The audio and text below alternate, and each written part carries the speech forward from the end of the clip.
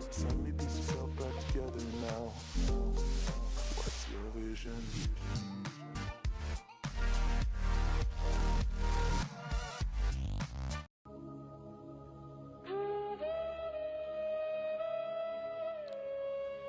dhammaantiinba daawadayaal kulanti wacan ku soo dhowaada qisadan.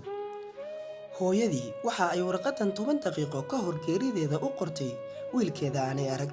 ka socotaa hooyo ifka ka tegi doonta 10 daqiiqo kadib, kuna socotaa wiilkayga aanan indhaha saarin.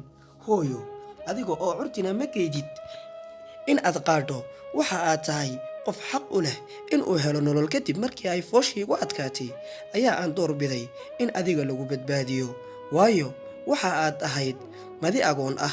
si aad u noolaato ayaan anigu u oggolaaday geerida. hooyo, kama warwarsani in aad adduunka ku dareemi doonto diiqad iyo lur.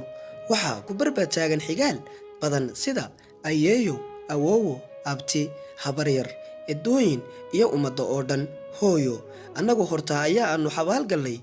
waxa keliya ee kula gudboon in aad noo ducayso. hooyo, run ahaantii aniga iyo aabbaha waanu jeclayn in aynu adduunka ku wadaagno farxad, badhaadhe iyo xiise aan burburin. laakiin waxaa yimid qadar eebbe oo aan dhinacna loo dhaafi karin. hooyo, waxaa hanti kuugu filan dhaxalka aanu ka tegnay. waxa aanu filaynaa in aad ilaaliso magaceenna soo jireenka ah iyo milgaha aynu ummadda ku leenahay, maadaama oo aad wiilkaygii tahay. waxa aan ku kalsoonahay in aad sii kobcin doonto sharafta aynu ifka ku lahayn. hooyo, diinta waxaaad ku qabataa gacantaada midig, gacantaada bidixna isugu gee muraadada adduunyada aad ku leedahay oo dhan. hooyo, hantidu waa ay ka carartaa ninka raadiya, qofka ka sii jeestana waa ay ku soo carartaa. hooyo, waxa aan filayaa in cibaadadu ahaato yoolkaaga koowaad, waayo eebba waxa uu inoo abuuray in aynu isaga caabudno. hooyo, hadal badan kuma odhan karo.